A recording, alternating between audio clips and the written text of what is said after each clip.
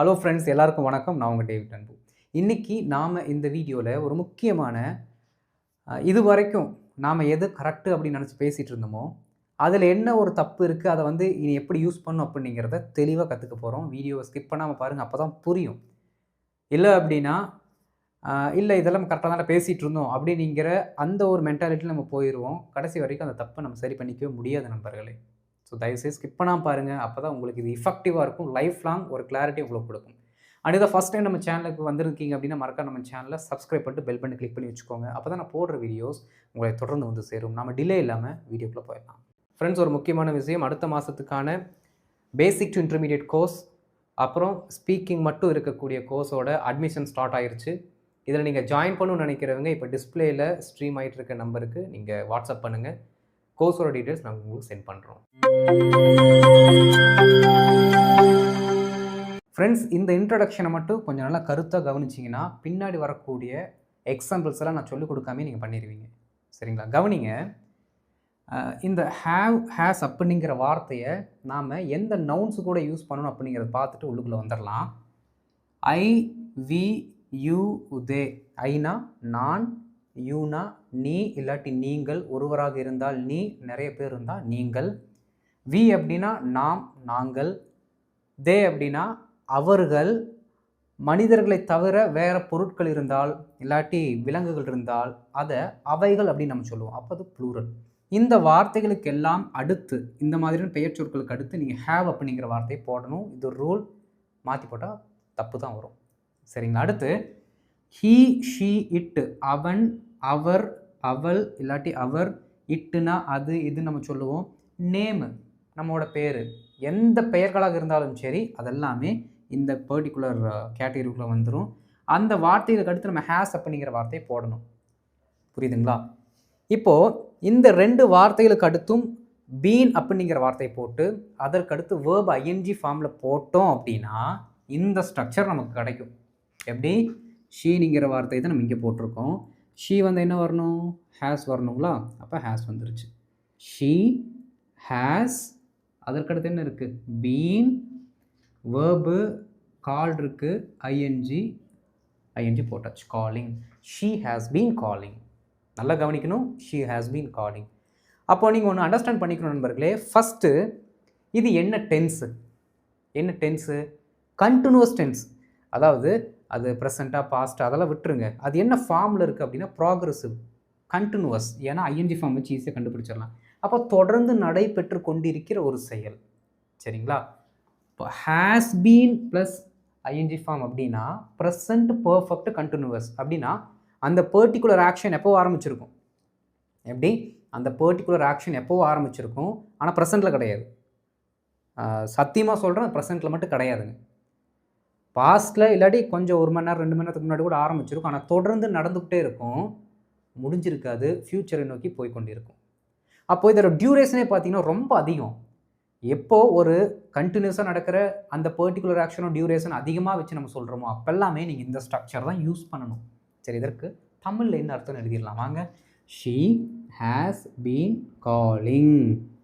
அவள். Okay, calling அப்படின்னு தான் இருக்கிறது தான் இங்கே வேர்பு. அதைத்தான் தமிழில் கொண்டு வரும்போது 2வது இடத்துல கொண்டு வரணும். அவள் அழைத்து.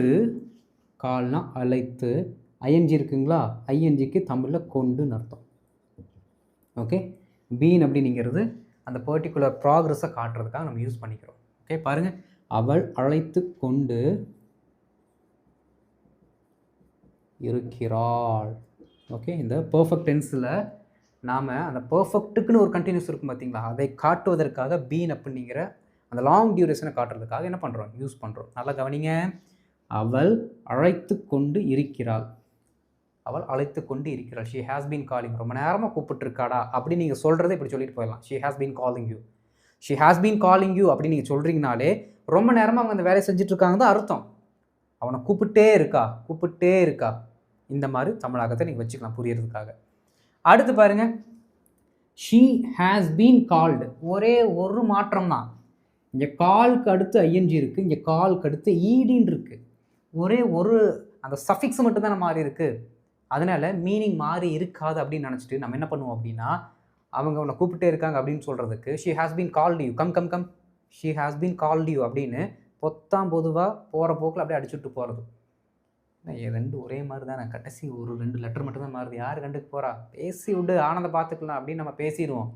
பார்த்தா மீனிங் தப்பாக இருக்கும். சரி, நல்லா கவனிங்க. ஷீ ஹாஸ் பீன் காலிங் அப்படின்னு நம்ம சொல்லும் பொழுது அவள் அழைத்து கொண்டு இருக்கிறாள் அப்படின்னு என்ன அர்த்தம்? ஆக்ஷனை இவங்க தான் செய்கிறாங்க, ஆக்ஷன் இவங்ககிட்ட இருந்து டெலிவர் ஆகுது. புரியுதுங்களா? எப்படி? Action is being delivered from her, அவங்க கிட்ட இருந்து ஆக்ஷன் டெலிவர் ஆகிட்டு இருக்கு. அப்போது இந்த ஆக்ஷனை வேறு யாரும் அங்கே ரிசீவ் பண்ணுறாங்க. இது பாயிண்ட் நம்பர் 1. அடுத்து வாங்க, ஷீ ஹாஸ் பீன் கால்டு. நல்லா கவனிக்கணும் நண்பர்களே. எப்பெல்லாம் இந்த ஹாஸ் பீனுக்கு அடுத்து நீங்கள் ஒரு இந்த V3-யை பார்க்குறீங்களோ அந்த பர்டிகுலர் சென்டென்ஸில் யார் சப்ஜெக்டாக இருக்காங்களோ அவங்க ஆக்ஷனை ரிசீவ் பண்ணுறாங்கன்னு அர்த்தம். இங்கே சப்ஜெக்ட் என்ன பண்ணுறாங்க? ஆக்ஷனை வாங்குறாங்க. இப்போ ஆக்ஷன் இவங்ககிட்ட இருந்து போகல, ஆக்ஷன் இவங்க மேலே வருது. அப்போது இந்த ஸ்ட்ரக்சரில் வந்து V3 வந்தாலே இந்த பீன் அப்படிங்கிற வார்த்தைக்கு பட்டு அப்படிங்கிற தமிழ் அர்த்தத்தை நாம் எடுத்துக்கொள்ள வேண்டும். எப்படி? பட்டு. ஓகே, V3 வந்துச்சு அப்படின்னா அதற்கு நீங்கள் தமிழ் அர்த்தம் விடிச்சுக்கோன்னா செய், செய்த அப்படிங்கிறது V1 V2. V1 செய், V2னா செய்த பாஸ்ட்டு, V3 அப்படின்னா செய்ய அப்படிங்கிற டோனில் நீங்கள் எடுத்துக்கணும். செய்ய, கொண்டு வர, பேச, பார்க்க, பாட. புரியுதுங்களா? வேற என்ன இருக்குது? சாப்பிட, உறங்க. இந்த மாதிரி என்ன பண்ணணும்? டோன்லேயே கொண்டு வரணும். எடுக்க. புரியுதுங்களா நண்பர்களே? அப்போ V3 அப்படிங்கிறது அந்த டிரான்ஸ்லேஷன்ஸ்குள்ளே தான் வரணும். அப்போ பாருங்கள், இப்போ தமிழ் எழுதி காட்டுறேன். அவள் கால்டு, அலை, அழைத்த, அழைக்க அப்படின்னு சொல்லணும். ஓகே, அவள் அழைக்கப்பட்டு, ஹேஸ் இருக்குங்களா, ஹேஸோட தமிழாக்கம் அப்படியே தான் வந்துடும், இருக்கிறாள். அவ்வளோதான். பாருங்கள், அவள் அழைக்கப்பட்டு இருக்கிறாள். இங்கே இடையில இப்போ வரணும், இடையில போடலை, அதனால் தயவுசெய்து மன்னிச்சுக்கோங்க. அதையும் சொல்லுவீங்க தமிழ் கரெக்டாக எழுதுறா அப்படின்ட்டு, அதனால் எழுதிட்டேன். பாருங்கள், அவள் அழைக்கப்பட்டு இருக்கிறாள். நண்பர்களே நல்லா கவனிக்கணுங்க. இந்த பர்டிகுலர் சென்டென்ஸ் எதை சொல்லுதுன்னா, ஒரு ஆக்ஷன் முடிஞ்சிருச்சு, அந்த ஆக்ஷன் கடந்த காலத்தில் நடந்திருந்தால் அதை ப்ரெசென்ட் கூட கனெக்ட் பண்ணுறதுக்கும் நம்ம சொல்லுவோம். இல்லை இப்போ கொஞ்ச நேரத்துக்கு முன்னாடி நடந்திருக்கு அப்படிங்கிற சொல்கிறதுக்கும் இந்த பர்டிகுலர் திங்கை நம்ம யூஸ் பண்ணுவோம். ஏன் அப்படின்னா இது ப்ரெசென்ட் பர்ஃபெக்ட். சரி, என்னோட கான்செப்ட் என்ன அப்படிங்கிறது இப்போ நான் சொல்லிடுறேன். இது ப்ரெசென்ட் பர்ஃபெக்டோ, பாஸ்ட் பர்ஃபெக்டோ, இல்லை ஏதோ இம்பாசிபிள் டென்ஸோ என்னமோ இருந்துட்டு போட்டோம், அது நமக்கு தேவையில்லை.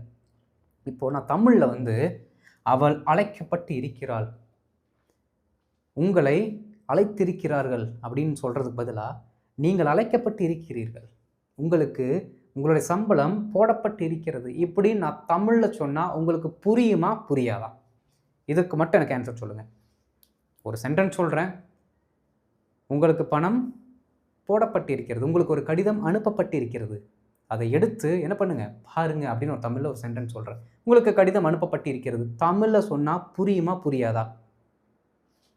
100% புரியும். நம்மளோட தாய்மொழிங்க அது. தாய்மொழிக்கு டென்ஸு தேவையில்லை. அப்போது இந்த பர்டிகுலர் சென்டென்ஸை சொல்லும் பொழுது உங்களுக்கு தமிழ் அர்த்தம் புரியுது இல்லை? தமிழ் அர்த்தத்தை மைண்டுக்குள்ளே வச்சுக்கோங்க. அப்போ have been, has been plus V3 வந்தால் இந்த ஸ்ட்ரக்சரில் தான் தமிழ் அர்த்தம் வரணும். அது என்ன டென்ஸில் வந்துட்டு போகுது, நமக்கு தேவை மீனிங் தான் வேணும். மீனிங் புரியுது இல்லை? அவ்வளோதான். டென்ஸை ரிசர்ச் பண்ணாதீங்க, விட்டுருங்க. மீனிங்கை தெரிஞ்சுக்கோங்க, அந்த பர்டிகுலர் ஸ்ட்ரக்சர் வச்சு பேச பழகுங்க, அவ்வளோதான். இப்போ இங்கே என்ன ஆகுது அப்படின்னா, அவள் அழைக்கப்பட்டு இருக்கிறாள் அப்படின்னா யாரோ அவளை கூப்பிட்டுருக்காங்கன்னு அர்த்தம். புரியுதுங்களா? இவங்க ஆக்ஷனை பண்ணலை, சம்படி ஹஸ் கால்ட் ஹர். எப்படி? சம்படி, யாரோ ஒருத்தர் இவங்களை கூப்பிட்டுருக்காங்க. அப்போ இவங்க என்ன பண்ணுறாங்க? இந்த அழைத்தல் அப்படிங்கிற ஆக்ஷனை ரிசீவ் பண்ணுறாங்க. புரியுதுங்களா நண்பர்களே? தமிழ் அர்த்தத்தை புரிந்து வைத்து கொண்டு ப்ராக்டிஸ் பண்ணுங்கள். அப்போ தான் இந்த மாதிரியான பேசிவ் ஃபார்மில் உங்களால் புரிஞ்சிக்க முடியும், புரிஞ்சு உங்களால் இம்ப்ளிமெண்ட் பண்ண முடியும். புரியுதுங்களா? ரூலை விட்டுறலாம். ரைட். அப்போது இந்த பர்டிகுலர் ஸ்ட்ரக்சர் எப்படி வருது? ஒரு சப்ஜெக்டு, அதற்கடுத்து ஹேவ் இல்லாட்டி ஹேஸு, அதற்கடுத்து பீன் அப்படிங்கிற வார்த்தை, அதற்கடுத்து ஒரு V3. பீனுக்கு நாம் என்ன பண்ணுறோம்? பட்டு அப்படிங்கிற தமிழாக்கத்தை வச்சுருக்கோம். அப்படி வச்சோம் அப்படின்னா இந்த பர்டிகுலர் ட்ரான்ஸ்லேஷன் வருது. அவ்வளோதான் கான்செப்ட். புரியுதுங்களா? அப்போ இனிமேல் எந்த இடத்துல மேக்ஸிமம் இந்த மாதிரி ஸ்ட்ரக்சர் நீங்கள் எங்கே பார்ப்பீங்கன்னா, டாக்குமெண்ட்டில் பார்ப்பீங்க, ரிப்போர்ட்டில் பார்ப்பீங்க, நியூஸ் பேப்பரில் பார்ப்பீங்க. புரியுதுங்களா? இந்த மாதிரி அஃபிஷியலாக வரக்கூடிய எல்லா இடத்துலையுமே பாசிவ் ஃபார்ம் தான் வரும். இது பாசிவ் ஃபார்ம். எப்படி பாசிவ் ஃபார்ம் நீங்கள் கண்டுபிடிக்கலாம்? சப்ஜெக்ட்டு ஆக்ஷனை ரிசீவ் பண்ணுறது தான் என்னது பாசிவ் ஃபார்ம். புரியுதுங்களா? அப்போ இந்த பர்டிகுலர் ஸ்ட்ரக்சர் தெரிலன்னா நீங்கள் எந்த ரிப்போர்ட்டும் டாக்குமெண்ட் எதையுமே ஒழுங்காக படித்து புரிஞ்சிக்க முடியாது. அவங்க ஒரு பாயிண்ட் ஆஃப் வியூ எழுதியிருப்பாங்க, நம்ம ஒரு பாயிண்ட் ஆஃப் வியூ அண்டர்ஸ்டாண்ட் பண்ணிக்குவோம். எப்படின்னா காலேஜெல்லாம் படிக்கும்போது பார்த்தீங்கன்னா எங்களோட ப்ரொஃபஸர்ஸ் வந்து ஒரு போமோ போய்ட்ரியோ நடத்திட்டு போயிடுவாங்க. எக்ஸாமுக்கு முன்னாடி நாங்கள் ப்ரிப்பேர் ஆகும்போது அதே போய்ட்டு என்ன பண்ணுவோம்னா நாங்கள் படித்து எங்களுக்குள்ள டிஸ்கஸ் பண்ணுவோம். போம் ஒன்று தான் போம் ஆர் போய்ட்ரி இருக்கும். அந்த ஒரு போமுக்கு என்ன பண்ணுவோம் அப்படின்னா 25 கிளைமேக்ஸ் கொடுப்போம். ஏன்னா இந்த மாதிரி சென்டென்ஸ் ஸ்ட்ரக்சர்ஸே தெரியாதே, நாங்களாக ஒன்று புரிஞ்சு நாங்களும் அண்டர்ஸ்டாண்ட் பண்ணிக்குவோம். அப்போ அந்த மிஸ் அண்டர்ஸ்டாண்டிங் வரக்கூடாதுன்னா இதை நம்ம ஒழுங்காக என்ன பண்ணிக்கணும், இப்போவே கற்றுக்கணும். அப்படி கற்றுக்கிட்டா தான் மிஸ் அண்டர்ஸ்டாண்டிங் வராது. ரைட்? சரி, இப்போ நம்ம என்ன பண்ணலாம்னா இதை பேஸ் பண்ணி ஒரு சில எக்ஸாம்பிள்ஸ்குள்ளே போகலாம். எக்ஸாம்பிள்ஸ்குள்ளே போகும்போது நமக்கு இன்னுமே ஒரு ஐடியாஸ் கிடைக்கும். ரைட்? இப்போ எக்ஸாம்பிள்ஸ்குள்ளே போயிடலாம்.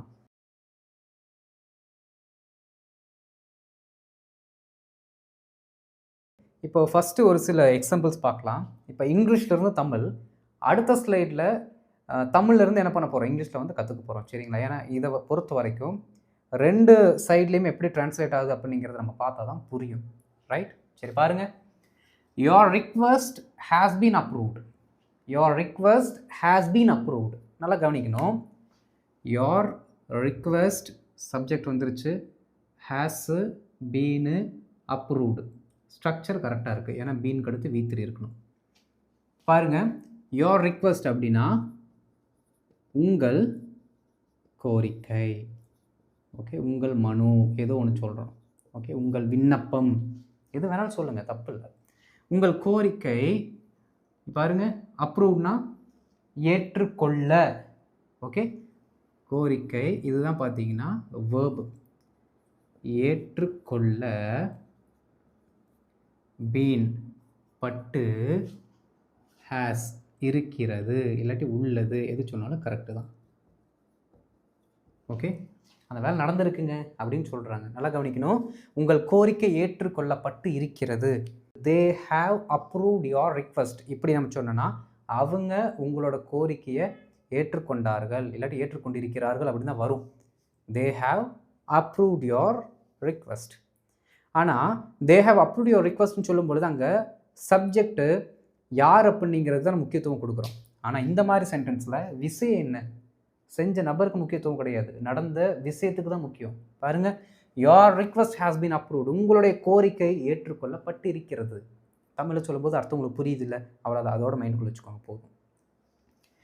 His application has been rejected. His application பாருங்கள், அவனுடைய விண்ணப்பம். ஓகே, புரியுதுங்க? அப்ளிகேஷன் என்ன சொல்லலாம், மனுங்களா, மனு ஃபார்மெல்லாம் நம்ம சொல்லுவோம், படிவம்னு சொல்லுவோம். பாருங்கள், அவனுடைய படிவம், அவனுடைய விண்ணப்பம் ஹேஸ் பீன் ரிஜெக்டட், நிராகரிக்க. ஓகே, நிராகரித்த, நிராகரிக்க, நம்ம இக்க அந்த ஆ சவுண்ட்லேயே தான் வரணும். ஓகே, நிராகரிக்கப்பட்டு உள்ளது. ஓகே, ஐயோ அவனோட அப்ளிகேஷன் ரிஜெக்ட் பண்ணிட்டாங்கடா. His application has been rejected. அவனுடைய அப்ளிகேஷன், அவனுடைய படிவம் நிராகரிக்கப்பட்டிருக்கிறது. என்ன பண்ணுறது இப்போது? தமிழில் சொல்லும்போது உங்களுக்கு புரியுது, அதுவே போதும். சரிங்களா? ஏன்னா இது எல்லாமே ப்ரெசன்ட் பர்ஃபெக்டோட பாசிவ் ஃபார்ம், அவ்வளோதான். எப்படி? ப்ரெசன்ட் பர்ஃபெக்டோட பாசிவ் ஃபார்ம். ப்ரெசன்ட் பர்ஃபெக்ட் எப்படி வரும்? ஹேவு ஹேஸுக்கு அடுத்து ஒரு V3 வரும், அவ்வளோதான். அதோட பாசிவ் ஃபார்ம் ஹேவு ஹேஸுக்கு அடுத்து பீன் ப்ளஸ் V3 வரணும். இவ்வளோதான் ஸ்ட்ரக்சர், நீங்கள் புரிஞ்சுக்கோங்க. The work has been completed. Okay, வேலை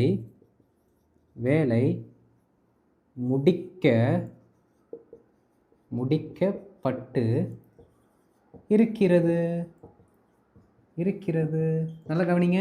ஒர்க் அப்படிங்கிறது சிங்குலர், அதனால இங்கே என்ன பண்ணியிருக்கோம், ஹேஸ் அப்படிங்கிற ஒரு வார்த்தை போட்டிருக்கோம். ஆனால் ஒர்க்குக்கு சிங்குலரும் ப்ளூரலும் கிடையாது. புரியுதுங்களா? அதை ஒர்க் அப்படிங்கிற வார்த்தையாக தான் நம்ம யூஸ் பண்ணுவோம். இங்கே ஒர்க் அப்படிங்கிறது நம்ம என்ன பண்ணிக்கலாம், சிங்குலராகவே கருதி ஹேஸ் அப்படிங்கிற வார்த்தையை யூஸ் பண்ணிக்க வேண்டியதான். ரைட்? இங்கே பாருங்கள், your request singular, so has. His application singular, so has. அடுத்து பாருங்கள், த ரோட்ஸ் ஹாவ் பீன் ரிப்பேர்டு. ரோட்ஸ்னால் சாலைகள். ஓகே, அப்போது ப்ளூரல். சாலைகள் ரிப்பேர்டு, பழுது பார்க்க பட்டு இருக்கின்றன, ஏன்னா இது ப்ளூரல். ஓகே, அந்த ப்ளூரலுக்கு ஏற்ற சவுண்டை கொடுக்கணும். The roads have been repaired. The roads have been repaired. சாலைகள் பழுது பார்க்கப்பட்டு இருக்கின்றன. அமைச்சர், முதலமைச்சர் நம்ம ஊருக்கு வராங்க, அதனால சாலைகளை பழுது பார்த்துருக்குறாங்கன்னு நம்ம சொல்லுவோம். சாலைகளை பழுது பார்த்துருக்காங்க அப்படின்ட்டு. யார் பழுது பார்த்தாங்க அப்படின்னா அவங்க பழுது பார்த்துருக்காங்க, அதனால அந்த பர்டிகுலர் சென்டென்ஸ் சொல்கிறோம். யார் பண்ணாங்கன்னா முக்கியம் கிடையாது, என்ன பண்ணாங்க. சாலைகள் பழுது பார்க்கப்பட்டு இருக்கிறது, நடந்த விஷயத்துக்கு தான் முக்கியத்துவம். மறுபடியும் நான் சொல்கிறேன். Okay, they have been replaced. இங்கே தேனிங்கிறது அவர்கள்னு வேண்டாம், ஏதோ ஒரு பொருட்கள் அப்படிங்கிற மாதிரி வச்சுக்கலாம். எல்லா பொருட்களும் பழுதடைஞ்சிருந்துச்சு, நான் மாத்திரை கேட்டிருந்தேன். ஆல் மை திங்ஸ், அதை தான் தேன் நம்ம சொல்கிறோம். All my things have been replaced. அவைகள் ரீப்ளேஸ்ட் தானே, மாற்றி வைக்கப்பட்டு இருக்கிறது, இல்லாட்டி உள்ளன, இருக்கின்றன இல்லாட்டி உள்ளன, ஏன்னா ப்ளூரல், அதனால் இந்த ஃபார்ம் தான் யூஸ் பண்ணோம். பாருங்கள், அவைகள் மாற்றி வைக்கப்பட்டுள்ளன. They have been replaced. அவைகள் மாற்றி வைக்கப்பட்டுள்ளன, அவைகள் மாற்றி வைக்கப்பட்டு இருக்கின்றன. ரெண்டுமே கரெக்டு தான். புரியுதுங்களா இதுக்கு என்ன அர்த்தம் அப்படின்ட்டு?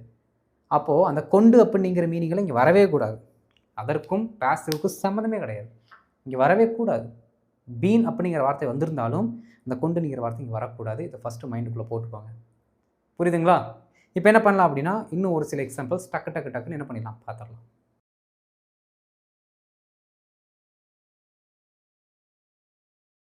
ஃப்ரெண்ட்ஸ், இப்போ அடுத்த செட் ஆஃப் எக்ஸாம்பிள்ஸ் எல்லாமே எழுதி வச்சுட்டுங்க, ஏன்னா எழுதுகிற அந்த நேரத்தில் எக்ஸ்பிளைன் பண்ணிடுவேன் நிறையா. பாருங்கள், அவன் கட்சியிலிருந்து நீக்கப்பட்டு இருக்கிறான். யாரோ அவரை கட்சியிலிருந்து நீக்கிட்டாங்க, யார் நீக்கினான்னு தெரில. அப்போ யார் அந்த செயலை செய்தார்கள் என்று நம்ம முக்கியத்துவம் கொடுக்கல, என்ன நடந்திருக்கு அப்படிங்கிறதான் முக்கியத்துவம் கொடுக்குறோம். பாருங்கள், அவன் கட்சியிலிருந்து நீக்கப்பட்டு இருக்கிறான். ஓகே, அவர் கட்சியிலிருந்து தூக்கிட்டோங்க அப்படின்னு சொல்கிறாங்க. ஹீ ஹேஸ் பீன், இந்த ஹீ வந்துட்டாலே ஹேஸ் பீன் வந்துடணும். அதுக்கடுத்து V3.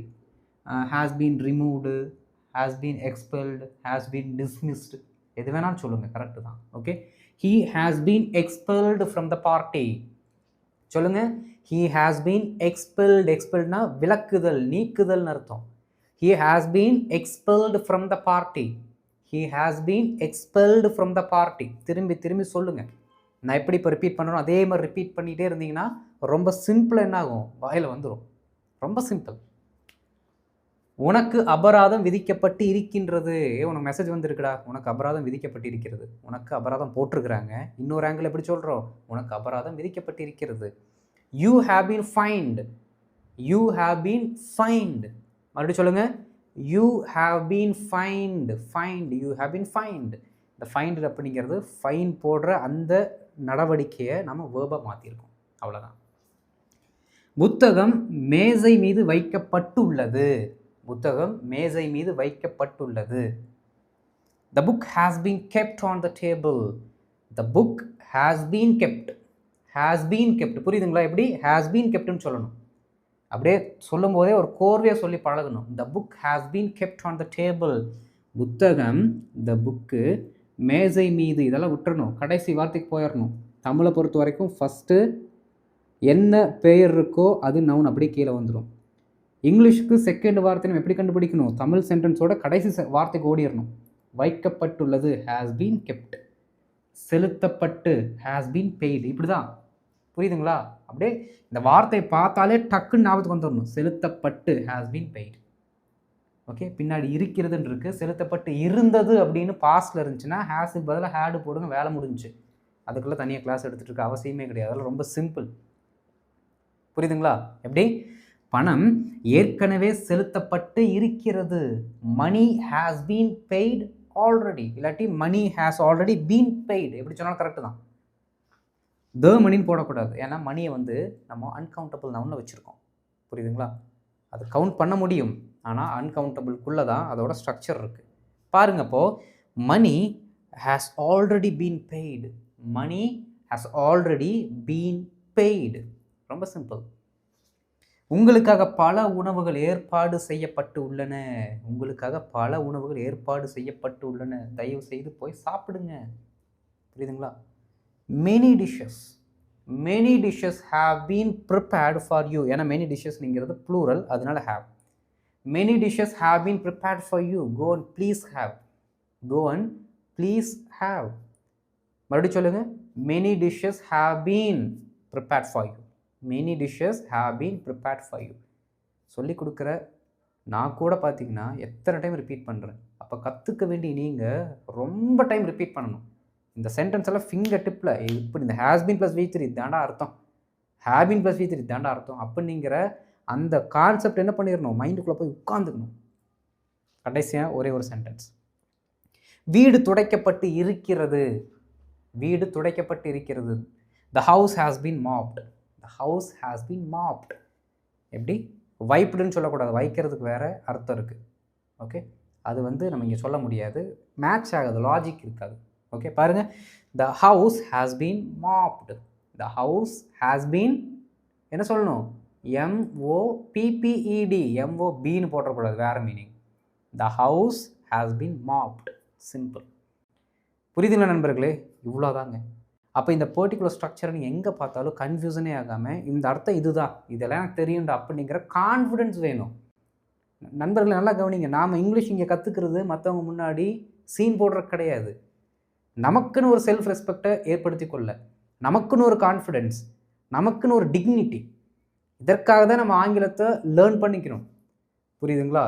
நம்ம சேனல் இருக்க மேக்ஸிமம் அதுக்காக தான். நம்ம கான்ஃபிடன்ஸ் வேணும், நல்ல ஒரு டிக்னிட்டி. நம்ம எந்த இடத்துல இருக்கோமோ அந்த இடத்துல மற்றவங்க முன்னாடி ஒரு நல்ல டிக்னிட்டி. மற்றவங்க முன்னாடி நம்ம சீன் போடுறதுக்கு பேசுகிற ஆள் கிடையாதுன்னு எனக்கும் தெரியும். புரியுதுங்களா? அப்போது இந்த மென்டாலிட்டியோடு நீங்கள் ப்ராக்டிஸ் பண்ணும்பொழுது 100% உங்களுக்கு பயங்கரமான ஒரு அந்த ரிசல்ட் கிடைக்கும். Okay, English for dignity, English for self respect, English for சொல்லுங்கள் கான்ஃபிடென்ஸ். இதை வந்து நீங்கள் மறக்கவே கூடாது. புரியுதுங்களா? ரைட். இந்த வீடியோ உங்களுக்கு பிடிச்சிருந்துச்சுன்னா மறக்காமல் லைக் பண்ணிட்டு மற்றவங்களும் ஷேர் பண்ணுங்கள். அண்ட் இதை ஃபஸ்ட் டைம் நம்ம சேனலுக்கு வந்திருக்கீங்கன்னா மறக்க நம்ம சேனலை சப்ஸ்கிரைப் பண்ணிட்டு அப்படியே பெல் பட்டனை தட்டி விட்டுருங்க. அப்போ தான் நான் போடுற வீடியோஸ் உங்களை தொடர்ந்து வந்து சேரும். நம்ம அடுத்த வீடியோவில் ஒரு சூப்பரான டாப்பிக்கில் மீட் பண்ணலாம். அது வரைக்கும் என்ன பண்ணுங்கள், இந்த பர்டிகுலர் டாப்பிக்கை நல்லா ப்ராக்டிஸ் பண்ணுங்கள் நண்பர்களே. அடுத்த வீடியோவில் பார்க்கலாம். தேங்க்யூ.